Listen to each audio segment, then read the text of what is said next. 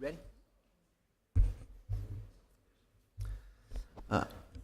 Good morning. I'd like to welcome everyone to the August 8th, 2017 meeting of the City of Columbia Board of Zoning Appeals. I am Chuck Sally and I serve as chair of the board. At this time, I'd like to introduce the other board members, other members of the board. To my left, far left is Reggie McKnight.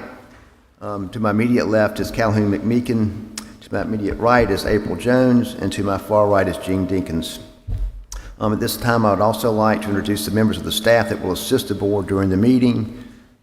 Sitting in front of us, Brian Cook, who's the zoning administrator, and Rachel Bailey, the deputy zoning administrator.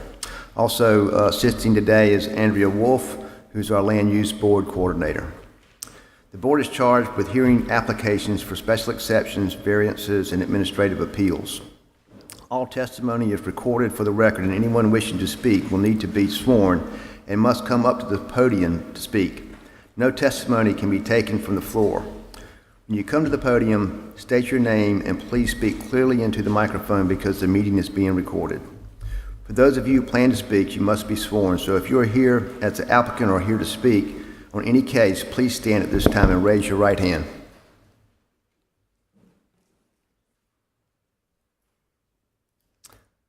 Do you affirm or attest that the testimony that you will give today is the truth and nothing but the truth? Thank you. At this time, I'll turn the meeting over to Mr. Cook.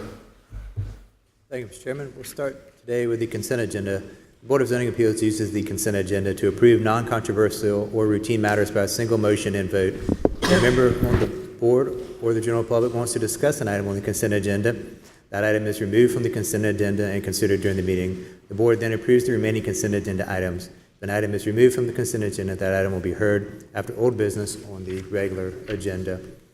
On the consent agenda today is item number 1, is the approval of the July 11th, 2017 minutes. Item number 2 is case 2017-0058 special exception. That's 420 Howard Street, tax map 11313, 20 and 16. It's a special exception to expand an existing campus of an elementary school and daycare facility. Item number 3 is 2017-0059 special exception at 4498 and 5500 Broad River Road. 06300-0101 is the tax map number. It's a special exception to construct a 180-foot monopole wireless communication facility, also known as a cell tower. Mr. Chairman, that ends the consent agenda. Is there anyone on the board or anyone in the audience that would like any of these items removed from the consent agenda? I see none. Make a motion to approve the consent agenda, subject to all conditions and statements found in the documentation provided. Second. We have a motion and a second. All in favor say aye. Aye. All opposed? Motion carries. Next item is item number 4, 2017-0060, 3800 West Avenue, tax map 11601, 2401 and 6, 1161, 2501 and 6, 09-213-04 and 14, 09-213-08, 01 through 010. It's the variance of the parking requirements for a multi-family development. This is a redevelopment project where existing structures have been removed, and Columbia Housing Authority is going to propose to build new multifamily buildings on the site.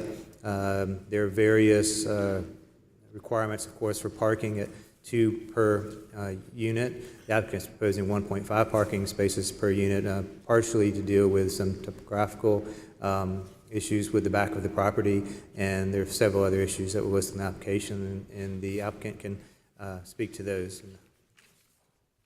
I'm Julia Prater from the Columbia Housing Authority. We're the applicant for this variance. This is a property where we demolished recently an old apartment complex that had 104 apartments with only 92 parking spaces. And the city had condemned it a few years ago and asked us to help relocate the residents because it was a very unsafe property. And again, in partnership with the city through the NIP funds, we were able to get the units demolished. And so now we're proposing a new development of 87 affordable apartment units with 156 parking spaces which is actually 1.79, but we're asking for a variance to 1.5 in case we run into any other, issues that would affect the parking. Are you familiar with the items and the criteria for a variance that were in the application that y'all filled out? The criteria? Yes, ma'am. Yes, sir. I think you did a very thorough job of answering the questions in regard to that in the application. Do you have that handy? Yes, that we sir. could go over? Yes, sir. Super. You may just Yeah, if you respond to don't- the questions? That would be perfect. Okay. The first question of describe the extraordinary conditions. The topography is very challenging on this site. On the rear part of the site, there's some serious slopes on the back of the property that makes about 12% of the property unbuildable. And so the newer buildings would be above that, and we're sort of fitting them to the contours that we think is going to be very attractive. And the property to, the existing buildings to the south of the site were constructed following the existing contours, and then the property to the west and south has extreme contour issues. So it's likely that it will not be developed on that side of the property. And to the east is mainly single-family structures. Number 3, the purpose of the project is to provide affordable housing to citizens of Columbia, and requiring 2 parking spaces per unit would reduce the number of units that we could construct on this site. Number 4, granting the request reducing the parking requirement to 1.5 will permit the construction of the maximum number of units needed for the project to be feasible, financially feasible, to keep the units affordable. And the parking would be consistent with other housing developments that we have developed. If you're familiar with our Celia Saxon project, 1.5 was approved by the board in April of 2004 for Celia Saxon, and again in September of 2004 at 1.5 for Rosewood Hills. Both of those have been very successful projects, and we have not had any problems at all with the parking in those 2 developments.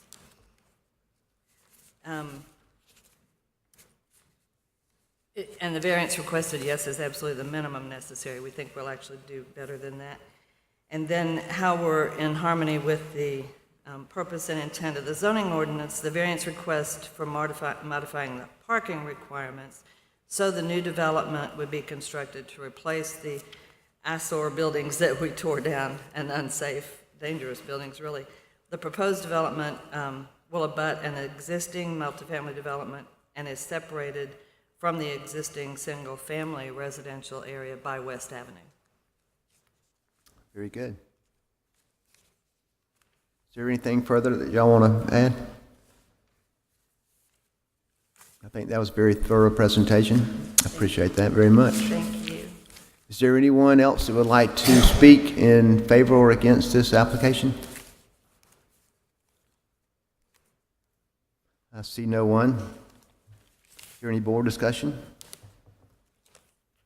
I think we've seen a lot of this type of thing recently come before us, and as long as we can meet the criteria for the special exception, these are the kind of projects which I think it makes sense, and I'm in favor of it. I do have one question for you. Is there any sort of public transportation located close to the site? There is a bus stop very near the site, yes. So that helps. Very much so. We've seen a lot of this recently. It becomes more common, but I think they've proved they can meet the criteria, so I would be in favor of this. I'll entertain a motion. Mr. Chairman, I'd like to make a motion that we approve the variance to the parking requirements for the multifamily development, subject to all staff comments. Second. We have a motion and a second. All in favor say aye. Aye. All opposed? Motion carries. Thank you. Next item, item number 5, which was case 2017-0061, variance, also at 3800 West Avenue, was withdrawn by the applicant. So we'll go to the next item, which is item number 6, 2017-0062, variance, 1505 Garden Plaza, formerly the Gonzalez Garden site. There are a lot of tax map numbers associated with this development, but the main one is 11-4-11-0401 and 11-4-11-0501. There are 2 cases before you today at this location. We'll take them one at a time. The first is the variance to the parking requirements for a multifamily development. Again, this is a total redevelopment of the Gonzalez to Garden site. All the buildings will be removed except for one. It would be redeveloped into a approximately 270 units plus 8 single-family homes on the site. The site plan kind of shows to the, I guess you're looking at the screen to the right, 8 single-family homes, which those parking spaces will be provided on that lot, and the remaining multifamily, including an elderly facility, if you're looking at the screen to the left, is also going to be constructed. So the parking variance request on this is 1.75 parking spaces per unit. And again, the topographical issues, some grand tree issues according to the application, and there are other various issues that would dictate a parking variance according to the application. I also should note for the record that Gene Dinkins Jr. has recused himself for this case and has left the council chambers for this individual case as he has been working on this project. But we still have a quorum, and the applicant is here and can answer any questions. Very good. If you could go through that same drill. All right, again, that I'm would be Julia great. Prater from I'd the like to get ahead and get that on the record, so we have it. Julia Prater from the Housing Authority. We are the applicant. This is an exciting project that has been a long time coming, and we think we're close. We've been working on the plans a lot, and the extraordinary and exceptional conditions of this property. The Carr Gonzalez property has 280 units, which are now vacant. We have relocated all of the families, and hopefully will be ready for demolition soon. The 280 units of the existing property had 110 parking spaces, so this is a considerable improvement. We are lessening the density. We are creating open spaces, limiting stormwater runoff, and attempting to preserve all the grand trees that are on the site and mitigating the heat island impact. One of the exceptional conditions, again, is the Celia Saxon and Rosewood Hills that we developed that this board approved 1.5 spaces. We have, we're asking for 1.7 for this. Now, where there are single-family homes along McDuffie Street and the townhomes along the front of, at the corner of McDuffie and Forest Drive, those units all actually have 2 spaces dedicated to those units. The senior building has proposed parking on a ground floor level with an elevator up to the units. So those are dedicated again to the senior complex. So the overall request for reduction of parking from the 2 is down to 1.75. Number 2, being that Gonzalez Gardens has always been a multifamily site with almost no parking, and utilizing the on-street parking on the perimeter roads that's mostly surrounded by single-family residents. And of course, we don't own the off-street parking, the on-street parking, but that does enhance the parking available to the site. Number 3, the requirements to have 2 spaces per unit would impact the site, increasing the amount of parking, which would really affect the stormwater runoff, the heat island, and disturbance of the green spaces and the grand trees. So that's a significant change that it would cause. Number 4, the variance would not be detrimental to adjacent properties. The addition of parking for the redevelopment, although we're seeking a variance, would provide certainly a lot more parking, as I said, than the current Gonzalez site had. This variance is the minimum that we would require. We actually think will be a little bit higher than that.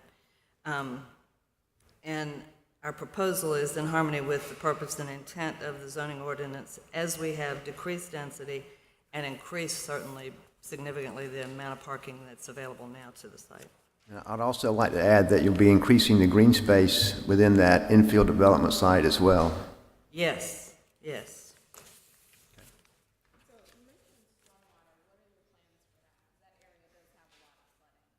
Yes, do we want to, I have Darren Holcomb here from Cox and Dinkins, who's our engineer, and he's the one that's worked on the stormwater plan. If it's Thank you, okay to Julia. let him respond to that? Yeah, I'd be glad to. Darren Holcomb with Cox and Dinkins. We're going to be using low-impact development techniques throughout the site. We're going to be infiltrating as much of the runoff throughout the site as opposed to using only conventional methods of piping and stormwater detention. Although we will have some detention either on the site or we're currently looking at a piece of property adjacent to the site for stormwater detention. We're going to hold back all the runoff to the pre-development levels or even more so. We're aware of the concerns immediately downstream and the fact that all this runoff actually flows right through 5 Points, and we know what happens in 5 Points. So we're very aware of what we need to do, and we're going to achieve all the code requirement as well as go above and beyond by implementing some low-impact development techniques as well. Bioretention, rain gardens, things like that.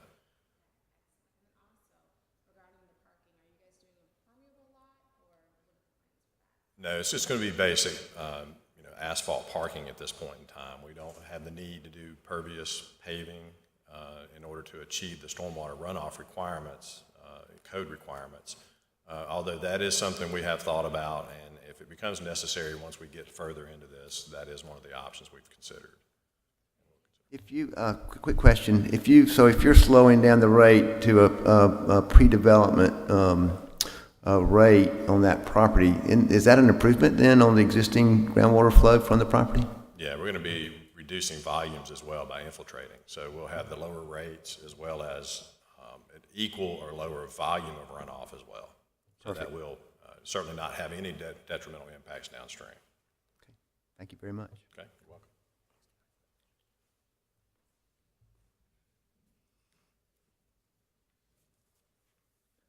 Is there anyone else here to speak in favor or against this application? Yes, sir. Would you please come to the podium and state your name? John Clements, and I've been bothered by stormwater increasingly down on Lee and Preston Street.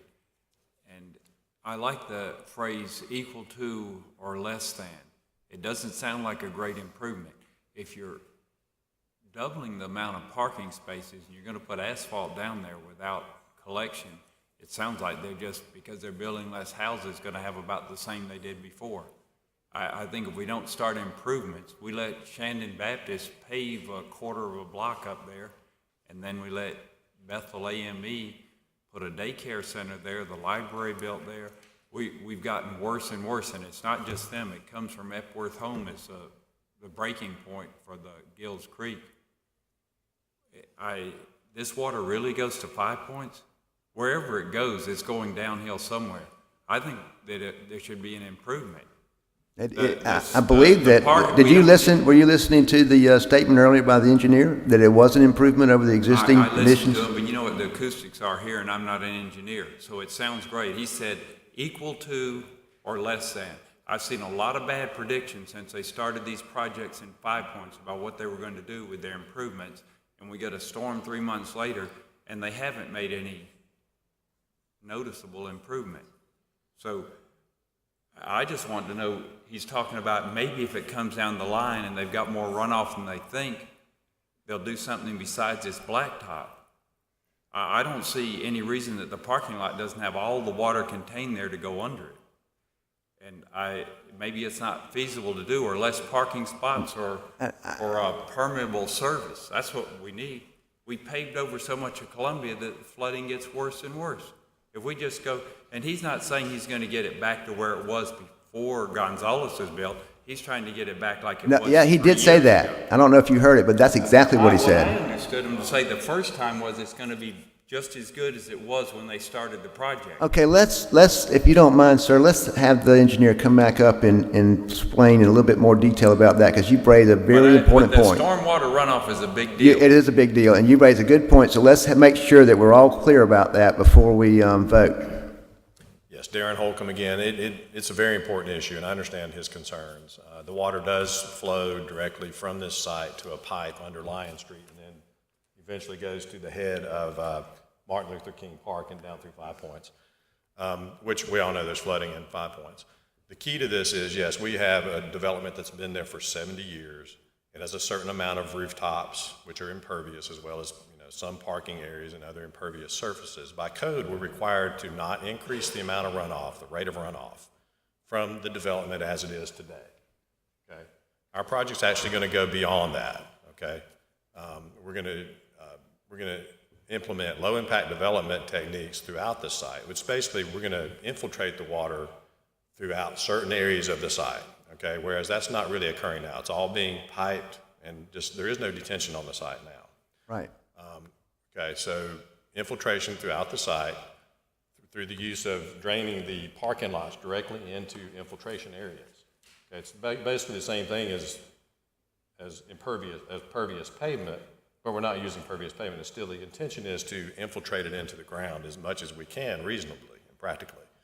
Okay, what we do not infiltrate into the ground will be put into either underground stormwater detention, where it'll be held and allowed to release at a lower rate, as well as to continue to infiltrate. The bottom of that detention area will allow additional infiltration into the ground while that water sits in the detention pond. So that's either going to be, we're still working on the design, that's either going to be an underground detention facility or an off-site detention facility that we're looking at now. And that'll be, well, it's directly downstream of the site. Underground detention is a very expensive proposition. Okay, so we're looking at another option of having an open detention area, and Columbia Housing Authority may have the possibility of having control of some property where we'll do that, but it's still directly adjacent to the site. So where does it ultimately go to, is it Penn Branch? Is that where it winds up? It goes right through Five Points and into Penn Branch.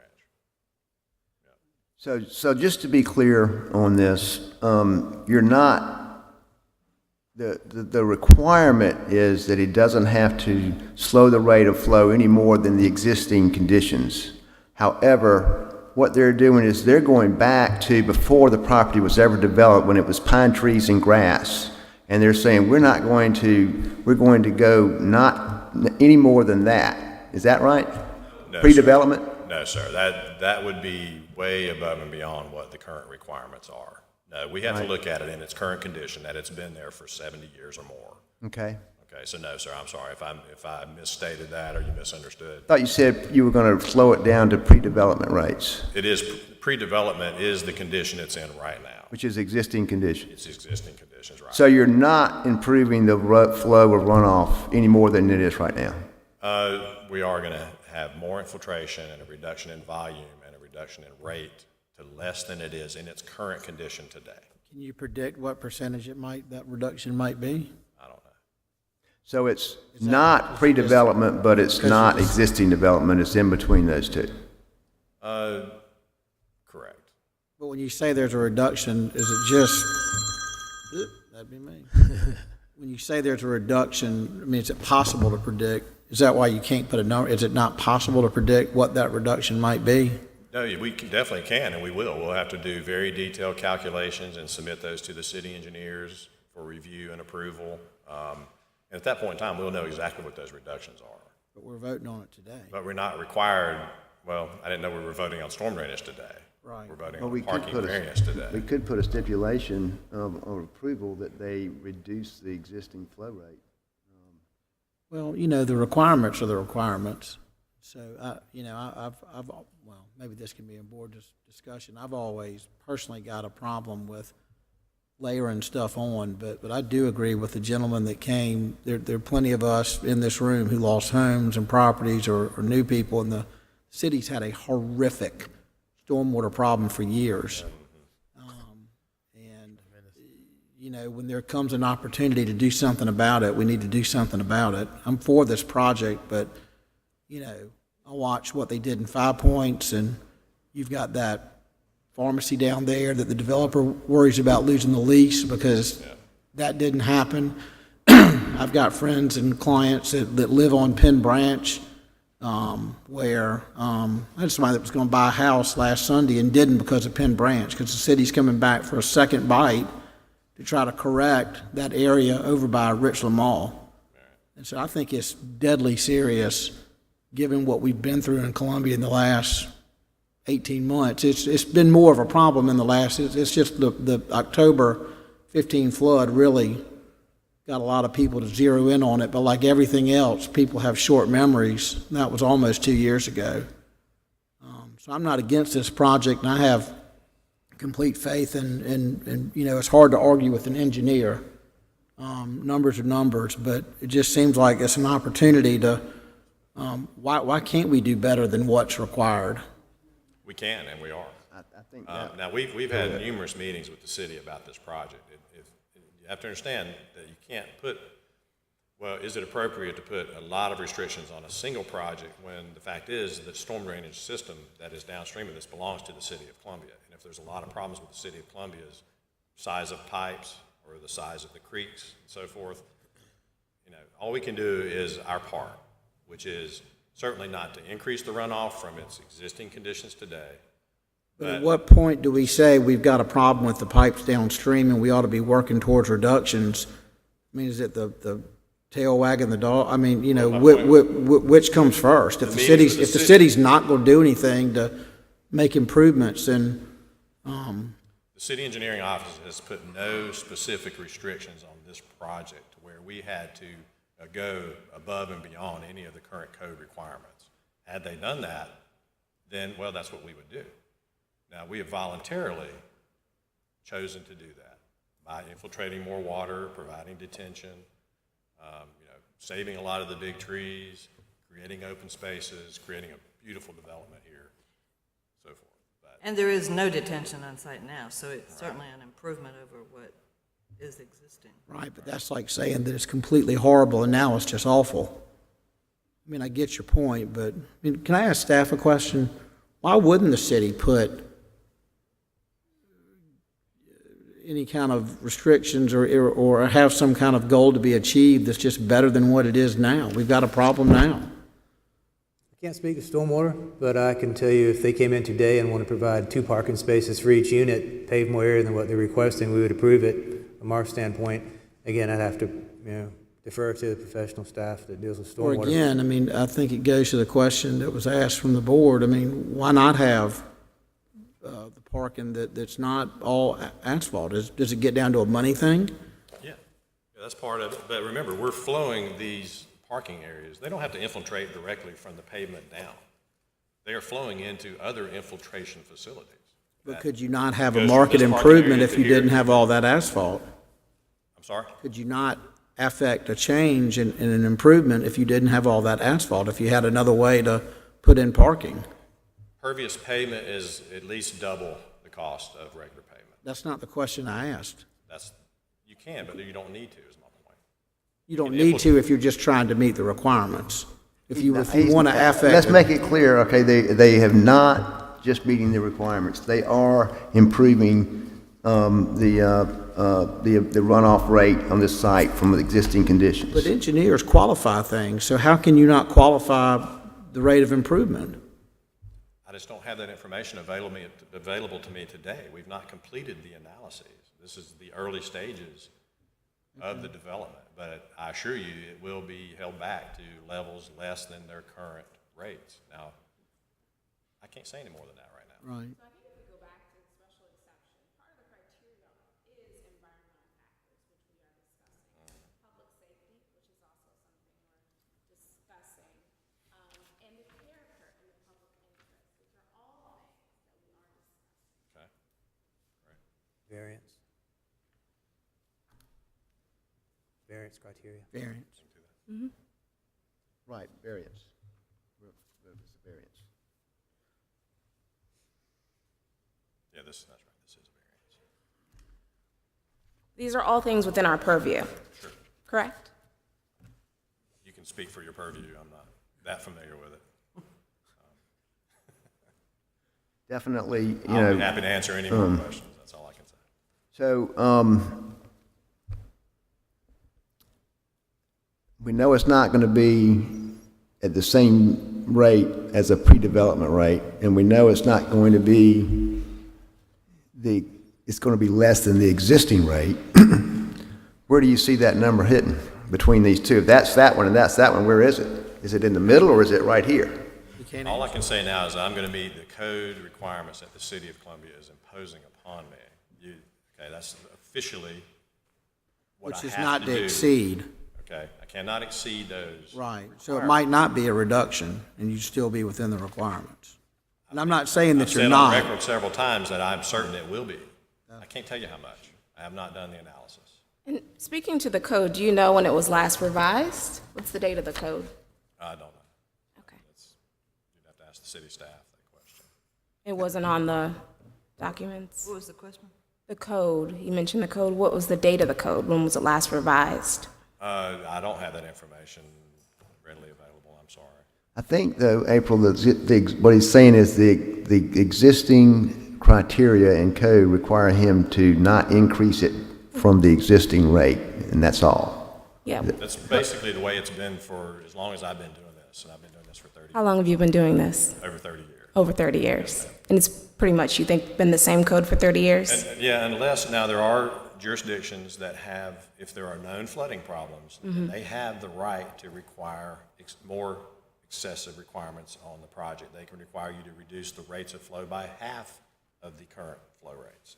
City of Columbia does not have that provision and certainly has not put that provision on this project or any projects that I'm aware of. Right. So I guess we can all agree that the environmental factors in the city of Columbia have changed in the last 30 years. I am a little over 30, so I know from my personal experience, it's changed. I've lived in Columbia 10 years, and I'd say it's changed a great deal in the last 10 years, especially in the past, I'd say 3 years.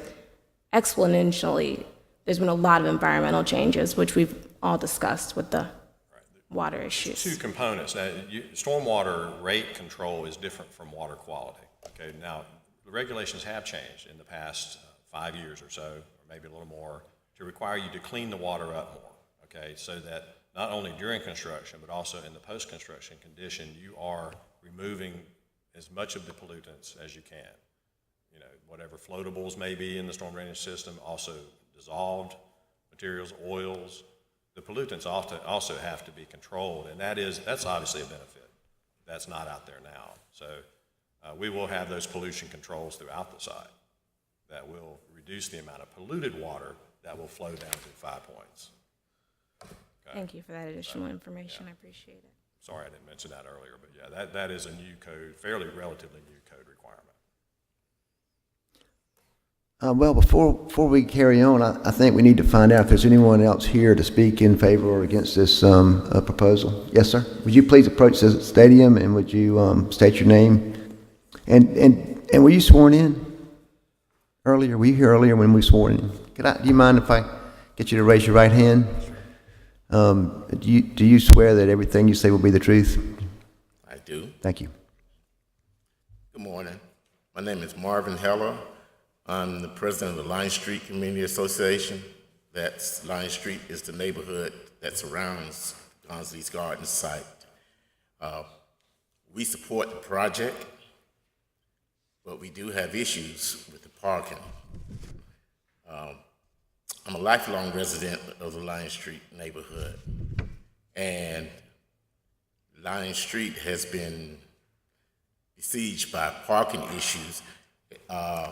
Gonzales Gardens, the perimeter streets are McDuffie Street, Washington, Lion Street, Forest Drive. Parking has been overcrowded, unsightly. There have been issues even so far as getting to the intersection, like Forest Drive from McDuffie. It's been a public safety issue. To see Gonzales Gardens as someone who's lived around it, not only have we seen overcrowded parking around Gonzales Gardens, but we've even from time to time seen service roads blocked at Gonzales Gardens. In recent years, we've added about 24, 23 maybe houses in the immediate area around Gonzales Gardens with new residents, of course. I think this can only exacerbate the parking situation. And as I say, we do support the project.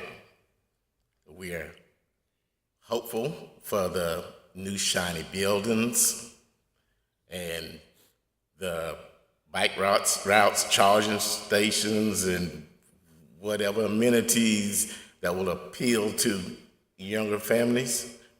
We look forward to seeing those. But we also understand that, first of all, buildings don't stay shiny and new. And you have to change the conditions if you want to change the neighborhood, which is something that Line Street Neighborhood Association has worked on for a number of years. One of those conditions is the parking. So again, we want to express that we do support the project, but we hope that that you will not approve the request insofar as the parking variance. We have no issue with the other request. Thank you. Thank you, sir. Thank you. Is there anyone else here to speak? Would you like to speak? Yes, sir. Yeah, my name is Tom Chumney. I'm with the co-developing team with the Housing Authority. Mr. Heller makes some great points, and from day one, we recognize that all four sides of Gonzales Gardens has on-street parking that is not controlled by the Housing Authority, and we recognize that, what can be done about it. As mentioned earlier, there's only 110 spaces for 280 units. We have come in and said, how can we do our part to help the traffic pattern and the parking? We can't control the parking. That's owned by the state and the city. So we have taken that into consideration because it can be problematic. So we wanted to take this site, redevelop so the parking's internal, and provide as much as we can.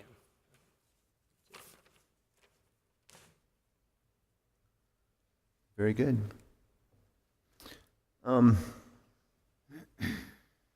So I'm thinking that there's been a really good point that's been raised, and I think that I'm sensing from my colleagues that there's going to be a pretty difficult time getting this passed without some restriction, knowing that the stormwater runoff is going to be better than it is right now.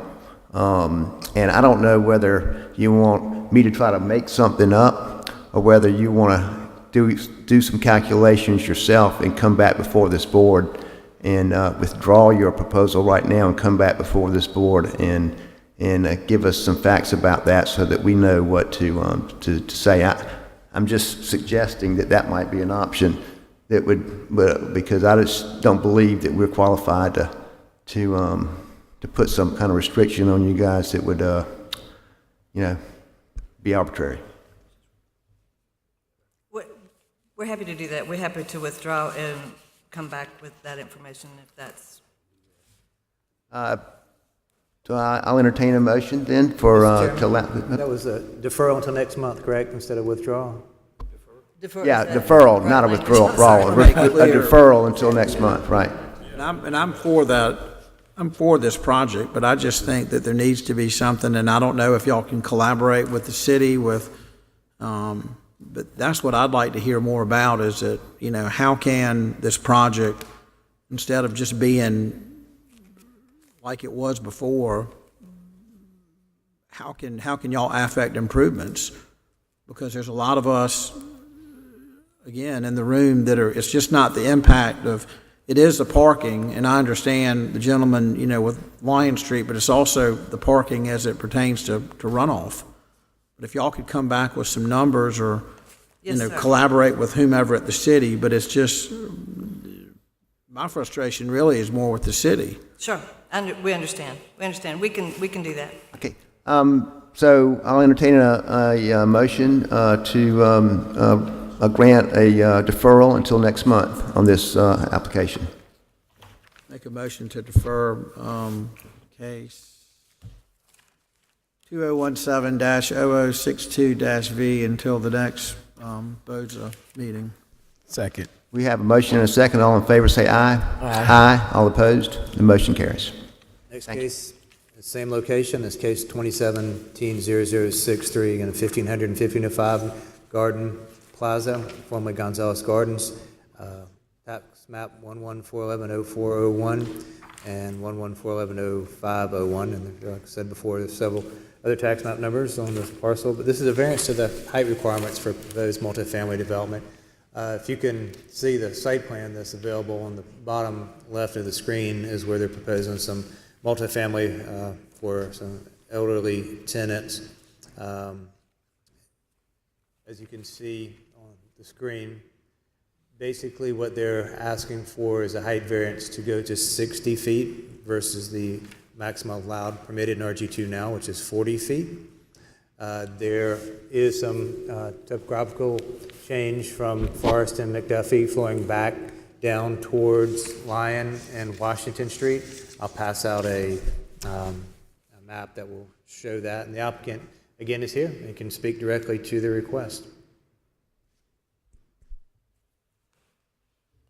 Yes, ma'am. As with Rosewood Hills, we have some topographic challenges at Gonzalez Gardens, and with the plan for the senior building, and I don't know if you're familiar with the one at Rosewood Hills, but it's very similar in that we took advantage of the topo change to tuck the parking under the building. There are a couple of pictures, I think, in your packet that sort of show the existing conditions right now, and you can see the buildings that are at the corner of Washington and Lyon are really high elevations from the street. That's the picture he's got up. And so the illustration of the elevations of the proposed new building, we would be reducing that grade so it wouldn't be such a steep grade from Washington Street, but also tucking the parking under so it'd be safe and secure with elevator access for the residents from inside the parking garage. So the variance really is to accommodate the parking. The area of the parking is approximately 13 feet to the average height of the structure, and our request is a few feet more just to, because it eliminates area parking, surface parking, and takes advantage of the topography to park the residents, senior residents under the building. From the front of the building facing into the project, you would only see the two, the elevation. It would be a ground level entrance. You wouldn't see the parking from the front of the building. So it's a parking deck, and then there's 3 stories above that. Is that right? Yes, sir. Yes, sir. So the conditions, number 2, the conditions noted above do not apply to structures in the vicinity, as most of the structures particularly across Washington Street, are residential or vacant lots. There are vacant lots along Lyon Street, one of which we have acquired a large parcel over there that we're considering for the detention pond. But then across Forest Drive, of course, is all much higher elevations than Commercial and Providence Hospital. Number 3, the height restriction would not enable us to provide the opportunity for the tenants, to have parking accessible by elevator and protected from the weather. So it's just a much safer and more secure and weather protected for the residents. And number 4, the overall height the top elevation of the buildings would be approximately the same if the parking area was eliminated, because the structure would be built based on the topography, and the finished floor elevation really wouldn't change, and then you'd have a big retaining wall along Lyon Street, which would not be very attractive. If you're familiar with Superior Street, we had to do that there, and there's a huge retaining wall going down Superior Street. So again, the elevations and the renderings show what we envision as it would look like. And number 5, that yes, the variance is the minimum necessary. And number 6, we believe that the proposal is in harmony as we're developing plans to eliminate as many hardscapes as possible, retaining walls, and to provide safe and accessible parking for the senior residents. We do not believe it would be harmful to the community as we're mitigating the topographic challenge and lessening the density to the current use. It's a very good-looking building. Thank you. Our architect is here if you have any questions of him. The topography, so I'm not sure where that falls into play here from a standpoint of, I mean, the building structure from wherever it sits, it's not really, the topography is not causing it to be above the 40-foot requirement, right? You're correct. So elevation here, and what we're proposing is use the topography from the slope of the building pad where it would be down towards Lion Street and put the garage under. Reading the code, you take the median height. Now, since we've added the parking, that becomes part of the building, and that's what would make the building exceed the 40-foot mark. So if you take that 13 feet away from finished floor of parking to finished floor of building, we would be asking, or we could mitigate the building to get under that 40 feet on the average. But right now, in order to do that, from the finished floor to the ridge would be the same, except we'd have to build a retaining wall, Lion Street, Washington Street, to help provide a level pad for seniors. This is a senior building. So I see that, and so I would also like to point out that in doing so, by putting the parking underneath the building, you're also restricting the amount of impervious surface that you would be developing with in the site. Is that correct? That is correct, yes. Is there anyone here to speak, else is here to speak in favor or against this proposal? Any board discussion? I'll entertain a motion on this.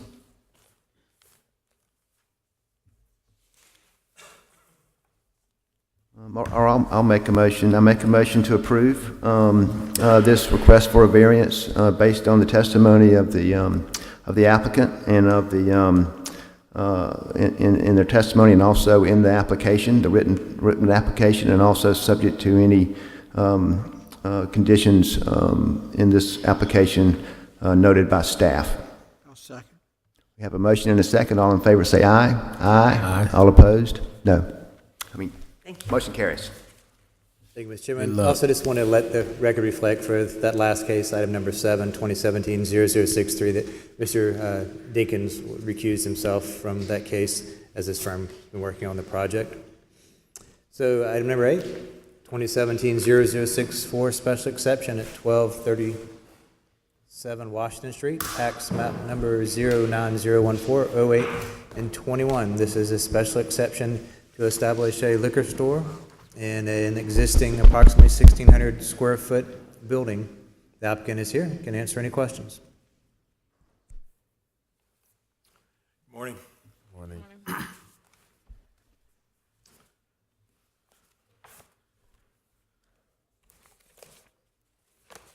Would you state your name for the record, please, sir? My name is Sanjeev Sunny Narang. And are you familiar with the criteria that you filled out when you did your application for the special exception? I am. All right, I'm going to avoid reading the questions. I'm sure you guys are familiar with them already. So, number 1, the adverse impact on vehicular traffic. For this question here, a liquor store is just another retail store.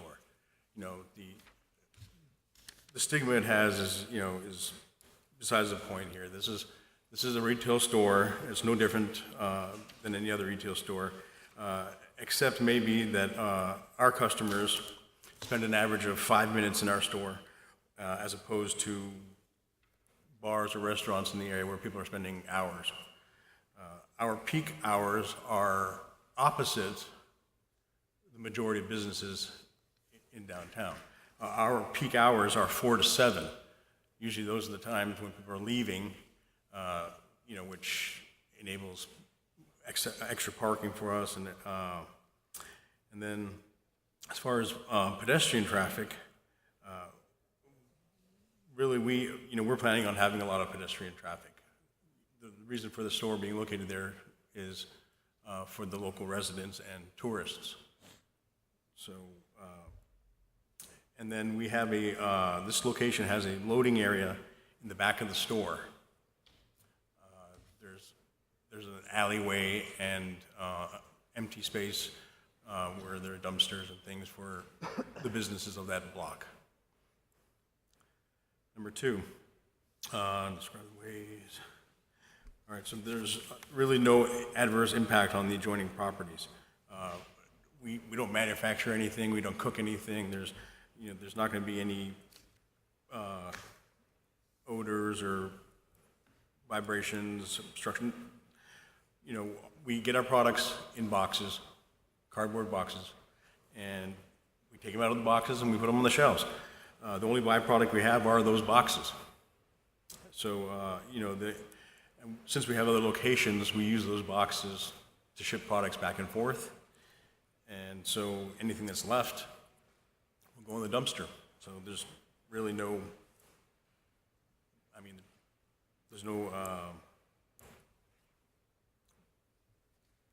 there's no environmental factors to deal with. Number 3,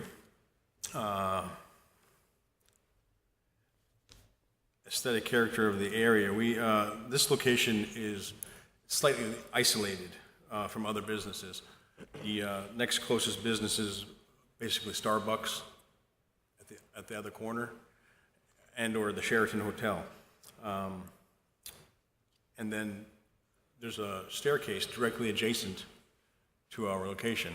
So we're blocked off from Sumter Street and everything, past it. There's no eye shot view from Sumter Street on that block.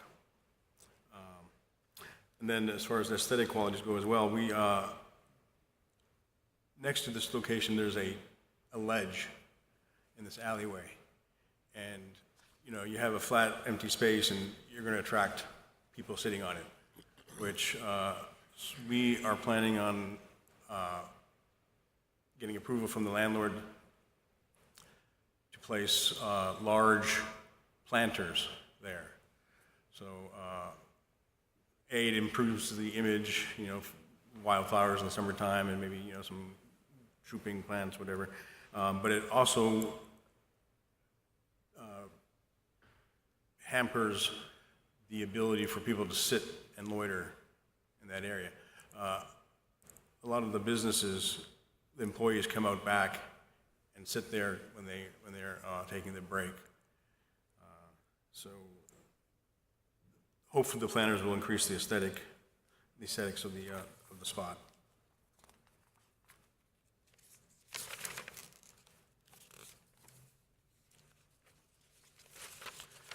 Four. So, adverse impact on public safety. Like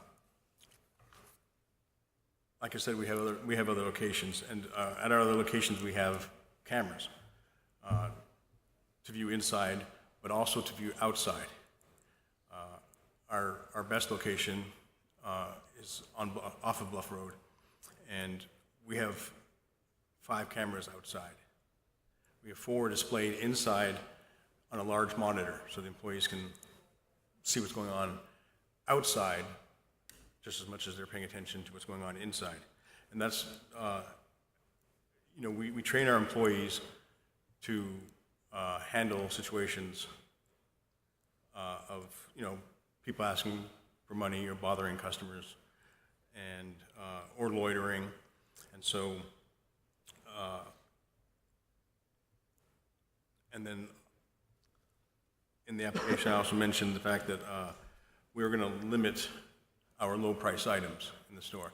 We don't have a lot of space, so, it'll help us in that sense, but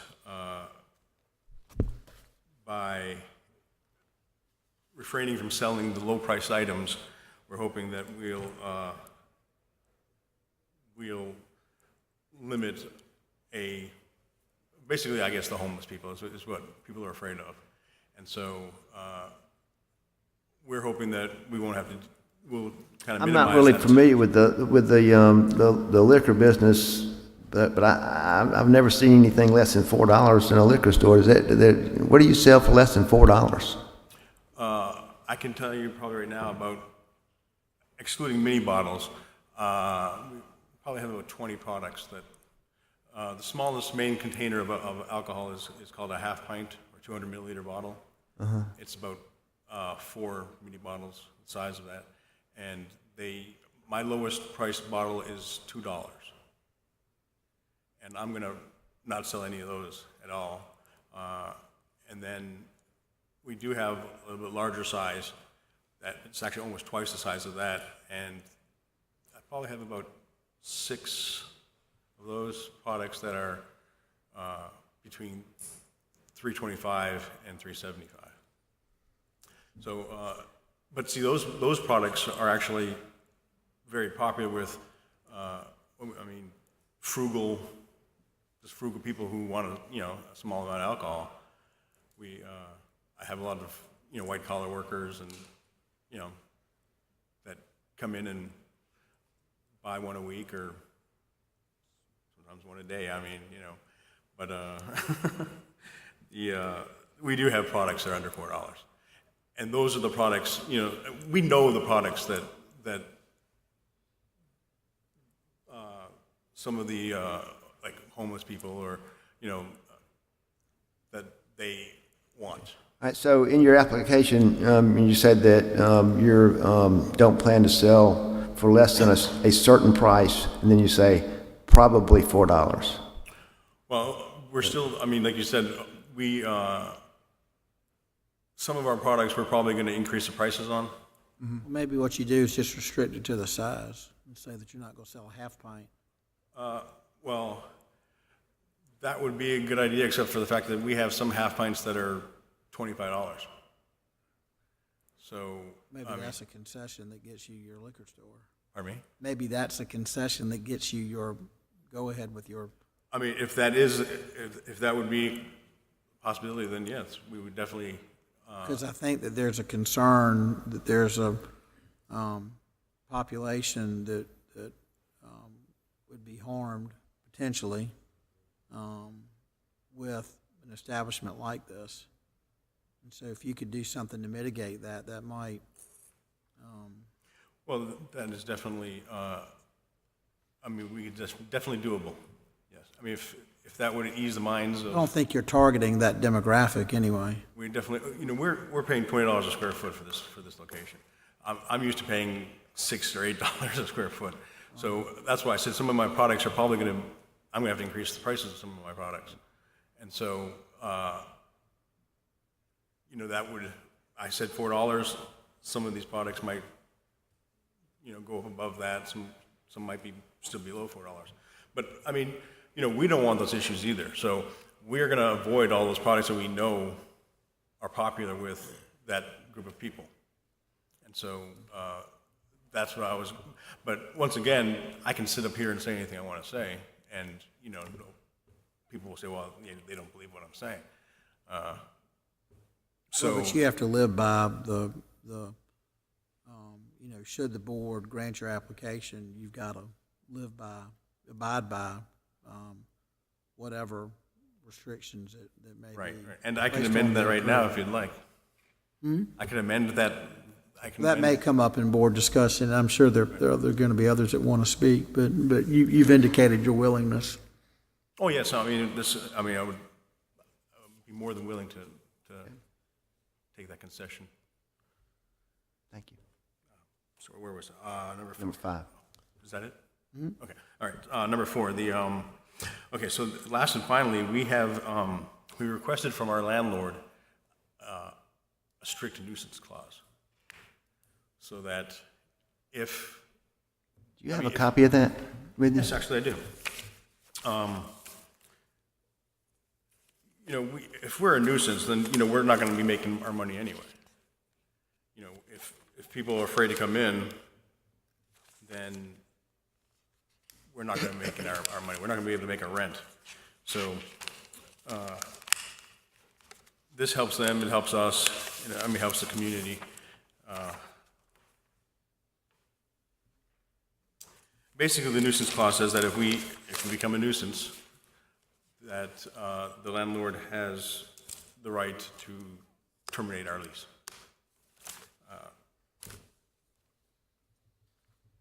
I think that's the most security that, I don't think any other business in town has that kind of security for the city and for the local area. Okay, number 5.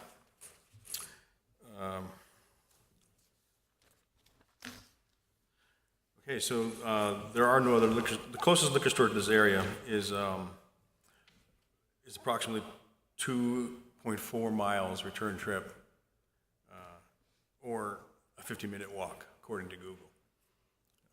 Google Maps. So Green's Liquor Store is 2.4. It's 1.2 miles from actually that location that we're proposing.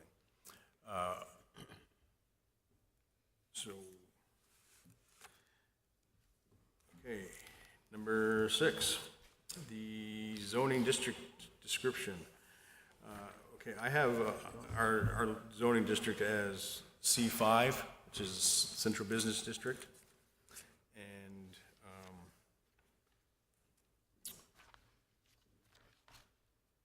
okay, so the description of C5 is characterized by retail core uses, intensive office employment, and its complementary uses intended to serve persons who shop or work in the central business district. So, that describes our location perfectly. That's what we're after. We're after people who are shopping in that area, people who, work and live in that area.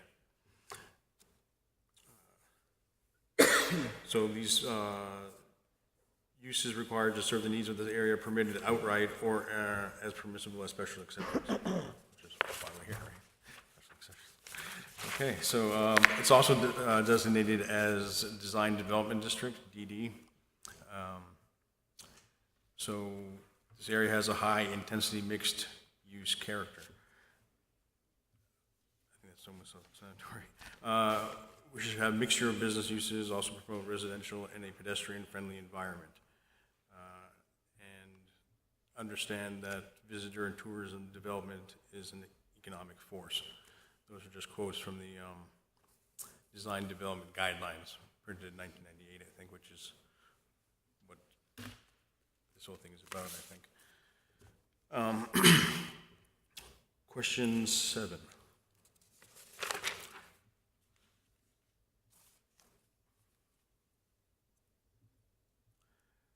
All right, so its location incompatible with permitted uses adjacent to the vicinity of the property.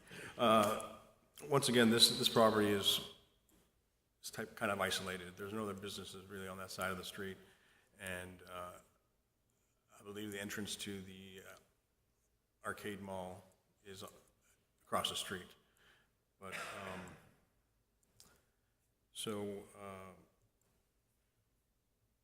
its permitted uses.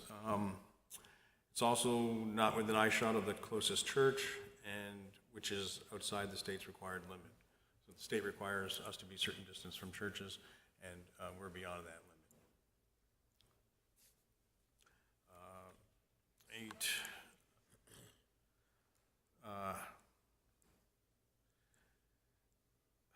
Explain, not adversely affect the public interest. So apparently my response there was a little colorful, I think, as according to the Free Times article. Basically, the public interest won't be affected, and I think it'll fit in very comfortably with the surrounding atmosphere and just general feel for the town. Every person I mentioned it to downtown, from the valets and the front desk employees at the Sheraton, I spoke to the GM at the Marriott, the baristas at Starbucks, they all thought it would do very well there, and they would, fit in quite well. And then, like Mr. Kendall said in his article, we're not against having alcohol businesses downtown. In fact, there's a lot of them. So I think that says it all. Most of our customers are going to be buying it and taking it somewhere else to consume it. It's against the law for anybody to consume product on the premises. Or for us to allow that to happen, so.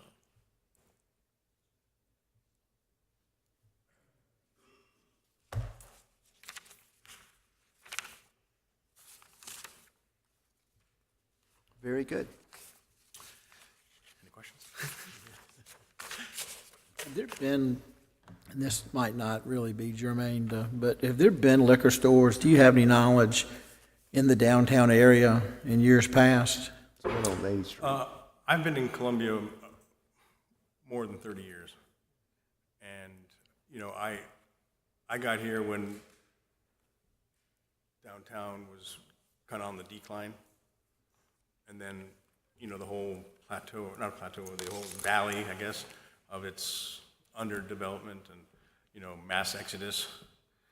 And, I've been witnessing the incline now, and hopefully it hasn't plateaued yet, but, There've been downtown liquor stores. I remember we had a case that, I think, don't quote me, that we approved in 5 Points years ago. Right. And again, not that this is, it's just making the gears turn, but I seem to recall then that there was opposition. There've been liquor stores in downtown, in kind of the Main Street. Chuck, I don't know. That's not your forte in there was commercial. actually one across the street from. All I remember was there used to be one on Lady Street, because when I used to walk to lunch 35 years ago, it was there. Or at least the red dot was still there. I think the store might have been closed, but it was indicative that there was one there at some point in time. Let me also mention that, the alcohol industry has changed a lot in 30 years. Women are now close to half of the consumers of alcohol. Women have increased whiskey sales to make it the #1 category. There's mixed drinks. It used to be where, there is a stigma attached to alcohol sales, because usually it was something seedy and dark, and you'd go, and I'm guilty of this actually. I used to have a liquor store that was, it was like a cave, and you'd walk in there and there'd be an old man sitting behind the counter, and he'd barely look up at you, and it was dusty and dank, and there was 6 types of liquor, and and now the whole sense of business has changed 100%. In order to be successful, you have to go after those customers that were intimidated before. We want bright stores, we want clean stores, we want knowledgeable people. We have a recipe book for drink recipes. We are knowledgeable about websites that cater to mixed drinks and different products. So it's, I remember, being in liquor stores and seeing just the person barely look up at you and acknowledge you. And, we have a rule in our store that, within 30 seconds you have to acknowledge a customer. Doesn't matter what you're doing. So, How many other similar type stores do you operate? by law, you can only have 3 liquor stores in the state. And so I have 3 liquor stores. If I get this location, I'll be closing down one of the other locations. Can you give us Are they in an the idea Midlands? of what sort of issues you have with your other 3 stores, as far as unfavorable issues? Unfavorable issues? Yep. Well, let me just give you a little history. I have a location off of Bluff Road. so Idlewild Boulevard. Now, that area, we're on the cusp of Arthurtown. I'm not sure if you're familiar with Arthurtown. Is it on Idlewild, or is it down where the old party shop was? It's where Past Burns the- Auto Parts used to be. Okay. And so there's a lot of residential down there now. A lot of students are down. I think they said 4,000 students within a mile of our store. So we have all that residential that came into that area, and then we have Arthurtown. Normally, those two groups wouldn't mix. One would be intimidated by the other would be, would mock the other. And so they're not groups that usually coincide. At first we had, a couple problems here and there, but, we have strict rules about the behavior of our customers in our store. And most of everybody that comes in there, they know that. They know our rules. And basically it's just to respect everybody, and we treat everybody the same. Doesn't matter if you're handing us that black card and came in on a Mercedes, or you came up on a bicycle, wanting a $2 bottle. Do you have issues with loitering at that particular location? That building was vacant 2 years before we came in there. And, it's, like I said, the flat spaces attract loiterers. And so we had loiterers. We had people who said, well, we've been here, we've been doing this for, a couple of years now. And so we just had to explain to them that now there's business here, and You have a plan, you have a policy in place that when that happens, if it does, they're quickly removed from the premises, or, I'm trying to get a feel for how the other stores are operating. right, yes. I've been in the business, like I said, I've been in or around the liquor business for 30 years. I was 14 when my parents bought their first liquor store. So I've been around it a long time. Like I said, the business has changed a lot. I used to ride home from school on the school bus and yell out the window to people pushing buggies, little shopping carts, with their cans and, knickknacks and everything else. And I knew them all by name because they were customers of my parents. I don't see that very much anymore. But we don't really have a lot of problems. We have one store that the demographics of that area has changed a lot. And we're next to a convenience store. So we do have problems there with litter, and they're actually cleaning up their area a little bit more, and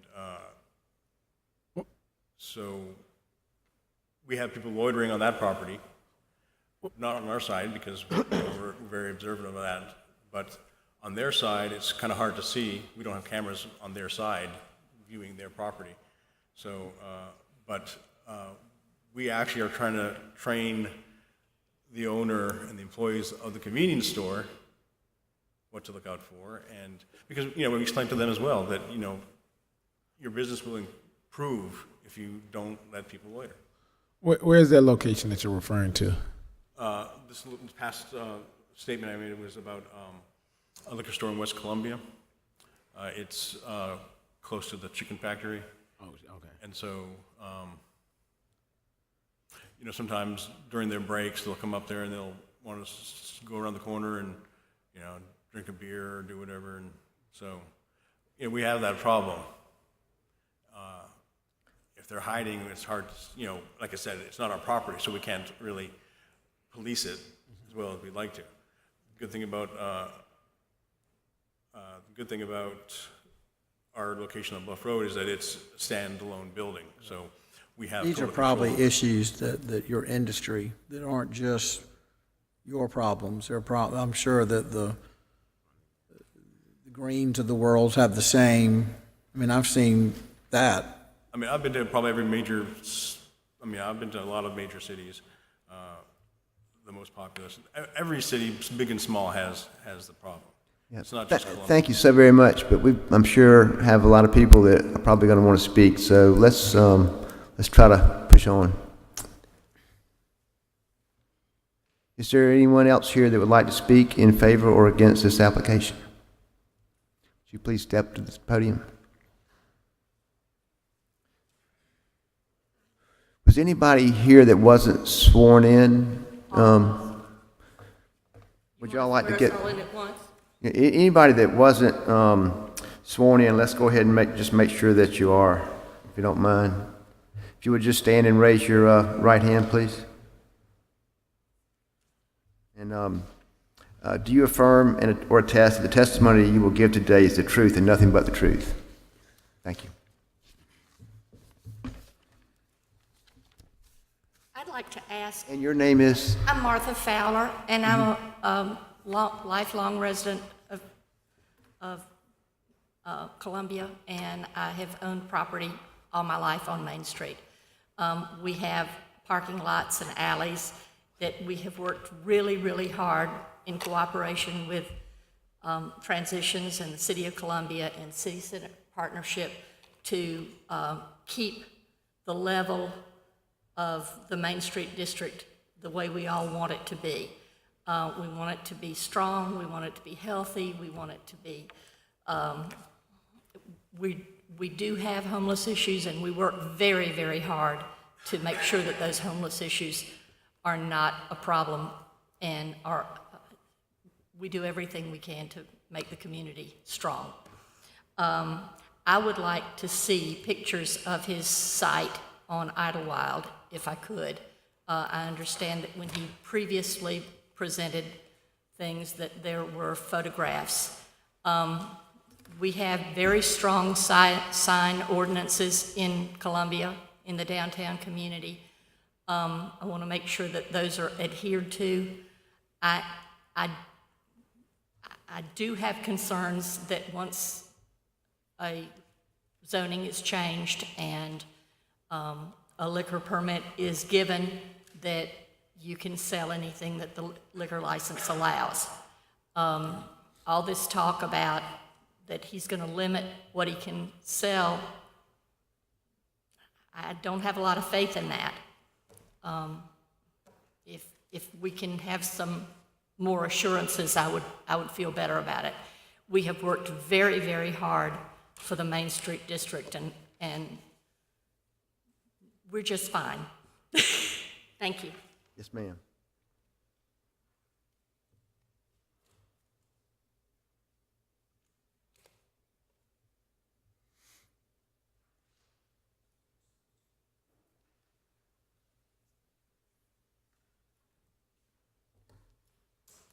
I'm Wes Church, and I work at First Baptist Church Columbia, 1306 Hampton Street, and you got a great picture of it right there. We sit about 200 feet from the front door of this property. We actually occupy the whole block there, so the whole north side of the 1300 block of Washington Street and the whole east side of the 1400 block of Sumter Street.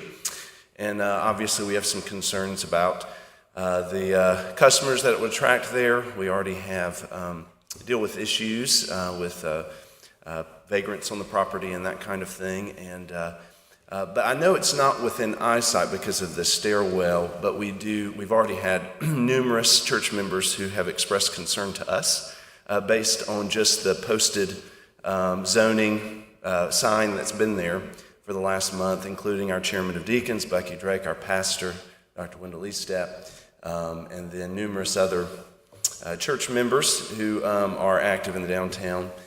Glenn Paul Kalk at Nelson Mullins has expressed concern. Tommy Lydon, who's across the street in the Meridian building, McCangus, Goodlock, and Curry, Sherry Lydon of the Lydon Law Firm, also in the downtown district. And we are about to open up in just a couple of weeks. You are going to get an invitation to a grand opening of our structure that we're renovated building, 1420 Sumter, in the former YMCA building, which is a building that's going to be for the use of middle schoolers, high schoolers, and college students. And we have concerns just about that being in such close proximity to what we are hoping to see as a great, great thing for us and for the downtown community. Obviously, we are very interested in the downtown community and Main Street area, particularly the growth that might be there.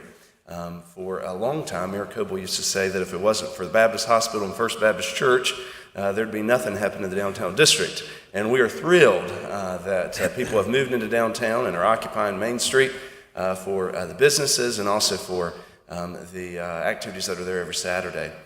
We do, from 4 to 7, which would be his peak period of time, we have a lot of families that are there, particularly on Wednesday nights, Wednesday evenings, and then, of course, all the other activities. We also have a school that's for special learners that occupies a part of our building, just that's probably about 500, 600 feet from this storefront. And so all those things just kind of are our concerns about making the special provision for them to occupy inside the downtown district, and particularly, for lack of a better term, directly across the street from our property. In the past, there have, of course, been drinking establishments or restaurants that have served drinks. Those aren't necessarily the concern of our church. With the Marriott, the Sheraton, Hampton Street Vineyard, other restaurants that have opened, we think it attracts a different kind of clientele than a store like this.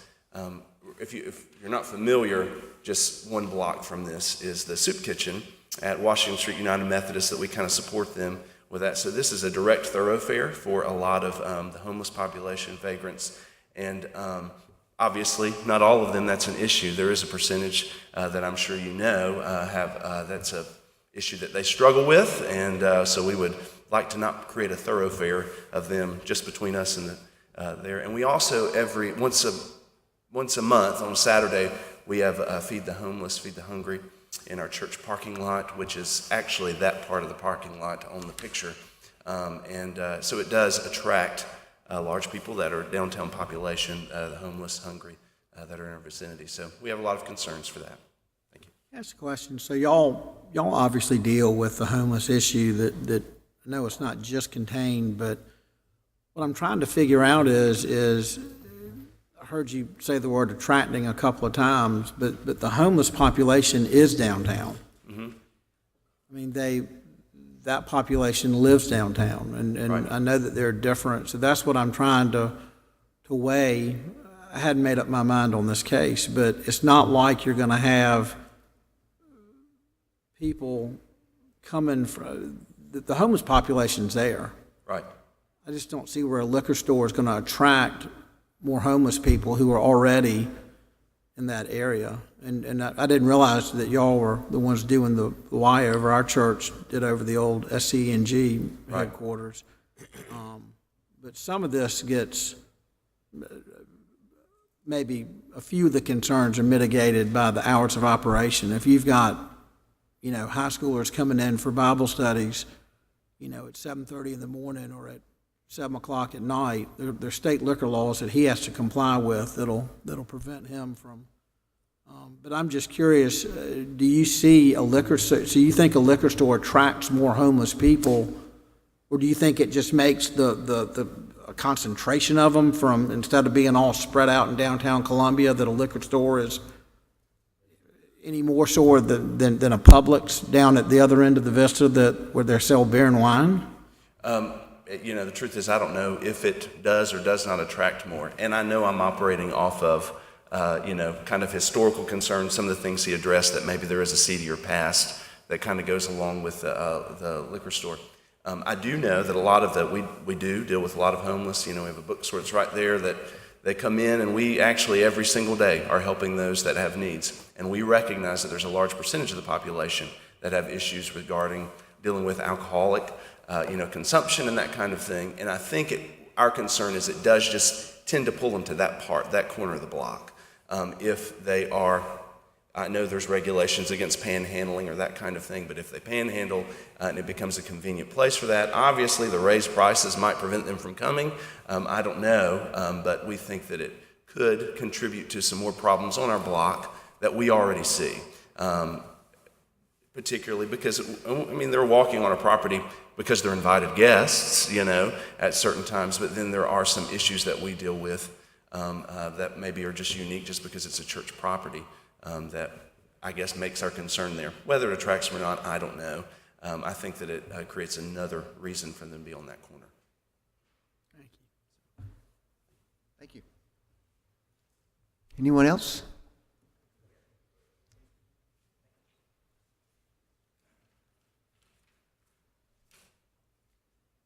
Thank you.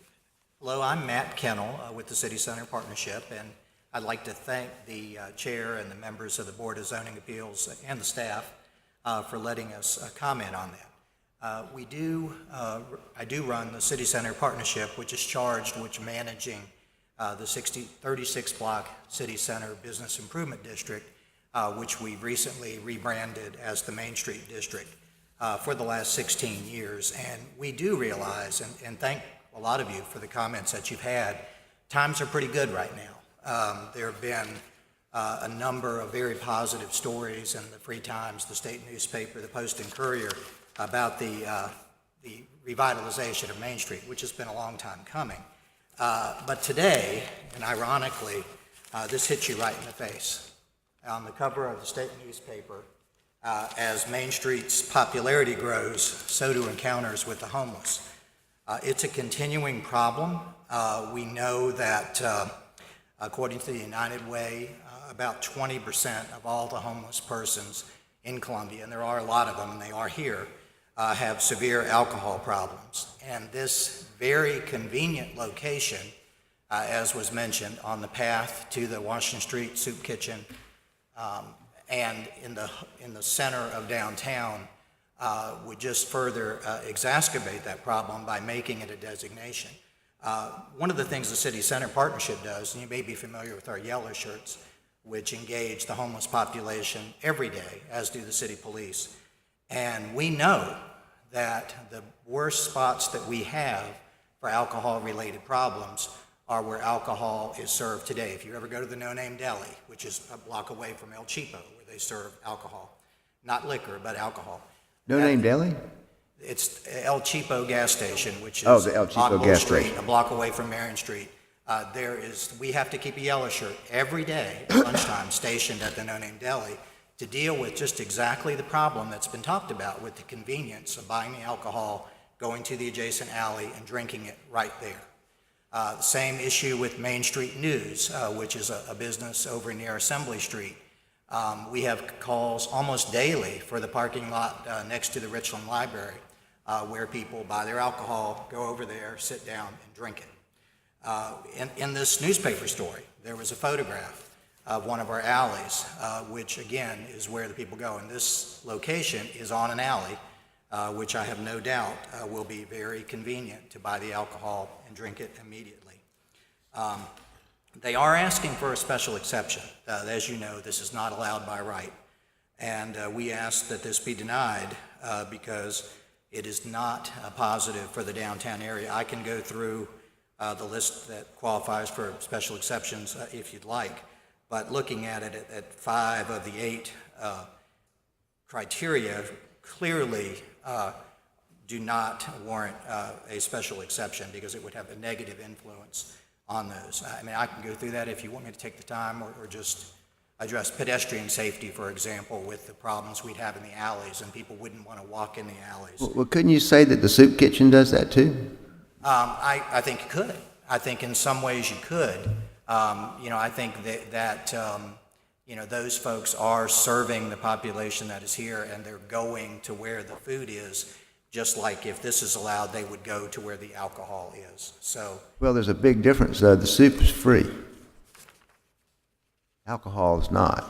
And he is agreeing to increase the price. I don't think $4 is quite getting there, but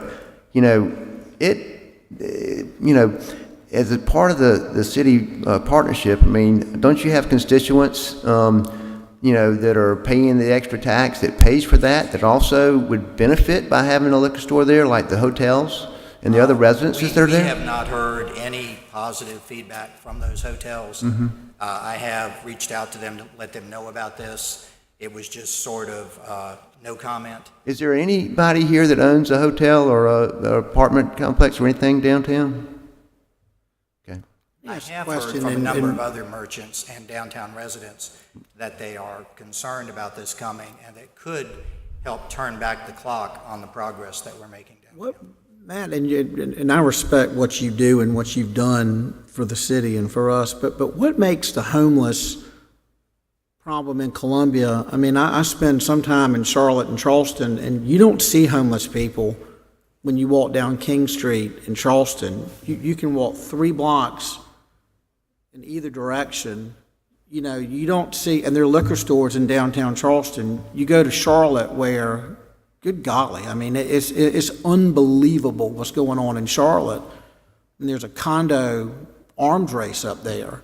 And they're putting these condominiums in parts of town that were traditionally not where you would think you would put $5,000 a month condominiums in their liquor stores. So what is it about Columbia that, and I don't think it's your responsibility to fix a homeless problem in Columbia, but I mean, where are they getting the liquor? I mean, if there's not a liquor store in Greens, are people walking to Greens and buying? It is 1 mile away. I mean, Greens is a mile away. That's a very reasonable. But I'm just saying. Well, you never see anybody in Greens. I go to Greens frequently, and you never see a homeless person hanging out around Greens. Well, You'd think that you would if that was a big nuisance and an attractant or something like that. I mean, you'd think that you'd see them there all the time. I don't think I've ever seen one there. I can only speak for our experience with the existing alcohol outlets in downtown. It is a major problem. I think the police, if you would like to ask Chief Holbrook, he would say that. I definitely agree that alcohol is a big problem for alcoholics. It's a huge problem for alcoholics, and they should never drink it. I definitely think that's a fact. And it tends to be more located nearby. It does tend to be consumed nearby the source. That's what we observed from 16 years of doing And I'll agree with you. What is it, the C-Mart? Yes. I stopped there the other week to get gas and about drove off. The transition. Because I didn't feel safe being there. But there's a difference between, I think, then why not go after the liquor licenses that are letting these glorified filling stations sell, products that cater to. I mean, I eat at the No Name and on a somewhat regular basis, and you're right. I mean, it's scary down there in the daytime, but I just think there's a difference between a filling station that sells scratch-off lottery tickets and pints of whatever they sell, and a liquor store. It may be the kind of thing, I mean, I hadn't thought about what Chuck said. It may be the kind of thing that people appreciate where they can stop on their way home, to buy a handle of Tito's or Maker's Mark, not a half pint of Tickle Pink. Now, I understand that, and I can understand that argument. I just speak from experience here and also from working in Virginia, where we did have a state ABC store in the heart of Roanoke. That was actually closed down at the insistence of the downtown merchants and property owners because it was the worst spot in downtown Roanoke. And that was closed down about 20 years ago when I was there. So, I mean, I'm just speaking from experience. I can remember when I was at Hampton Sydney, there was one real close to Hollins College, so I get it. But at the same time, But I do appreciate, and I can answer any other questions you could have. And we will help the landlord recruit an additional business to that area. I mean, we are not, I don't want anybody to think the City Center Partnership is anti-business. We're pro-business, but we think this business would be hurtful to the retail mix that we're working on developing. Very good. Is anyone else like to speak? Yes, ma'am.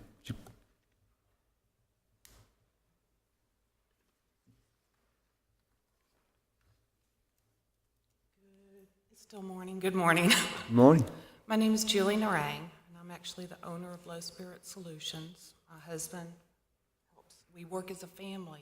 Our stores are family-owned business, and could you speak a little bit more into the microphone? Yes, Yeah, yes. thank you. And we're definitely small, family-owned business. If we're not working our stores, we're at home doing paperwork to help manage our stores, or we're spending time with our staff. The location that we opened up on Bluff Road, as Sonny stated, had been vacant for several years.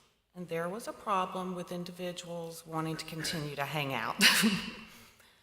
And I had such wonderful experiences meeting these individuals.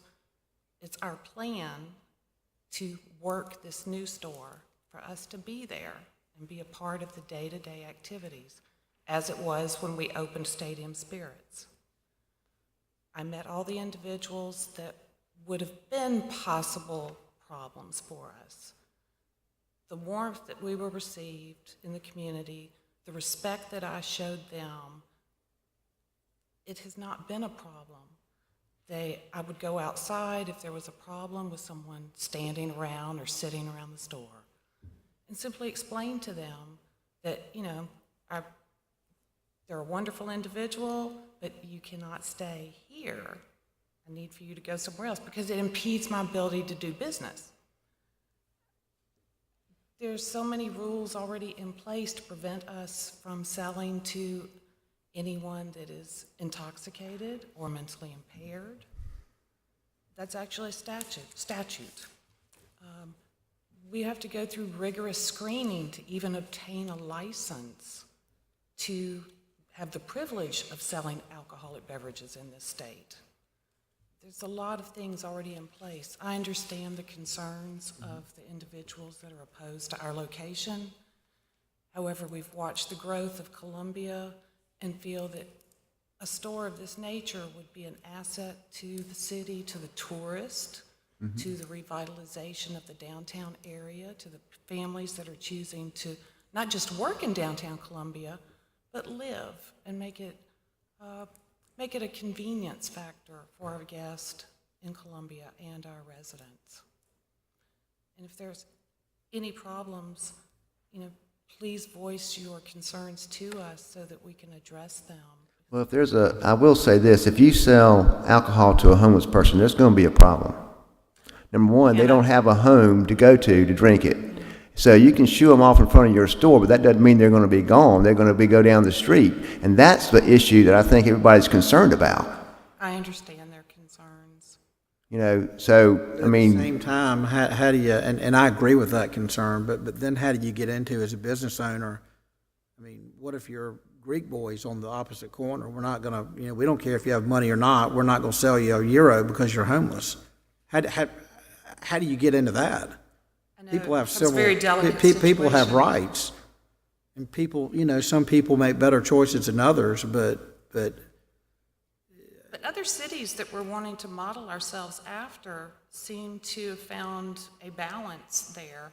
There may not be a large number of alcohol retail stores in their downtown area, but there are at least a few, so that guests and residents and any other individual that's of legal age can make those purchases if they choose to without having to take Uber or a cab. All right, so I got you. So, I mean, I know Jimmy Candy pretty well.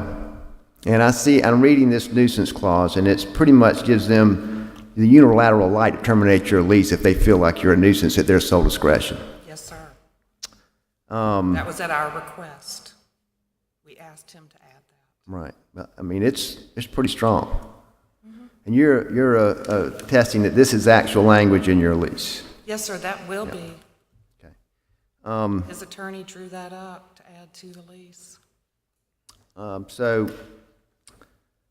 think that we need to hear from anyone else here. I'm really kind of surprised that one single business owner or other thing has come and spoken in favor of this in downtown. And so I'd like to keep going and see if there's somebody else out there. Yes, Thank you. Thank you. Yes, sir. My name is Peter Williams. I don't drink that much. I do spend a great deal of my time in the city, and upon reading the newspapers, and perhaps I have the wrong idea because of what I've read, I felt compelled to make a few comments. It seems to me that in the small business world that the most important thing that we're talking about here today is the character of the business owner. Has been cited. Does he have a record for selling to underage? This is an indicator of his business practices and whether or not he has the capacity to be able to take care of this problem. I find a lot of the other discussion here to be a red herring. The discussion about students and alcohol. If you're 21, you're 21. Buy what you want, that's the law. Okay? The discussion about the homeless, I've worked in the soup kitchens, I've worked on developing housing for the homeless, and see and know many of them. And I I just don't see where putting that store there is going to increase anybody's ability to drink more. I just don't see it. If we want to have a moratorium on the homeless, let's have a moratorium on the homeless and get out there and take care of it. We've never done an adequate, situation with that. Now we want to blame it on the business owners. I don't think that's fair. If we want to say, well, we don't want them to drink, how many establishments are within, a block of that proposed location? 5, 6? We're going to close all the restaurants in town? We're going to go down to Greens and close them? Well, we can stop it, maybe, if we went and closed all of them.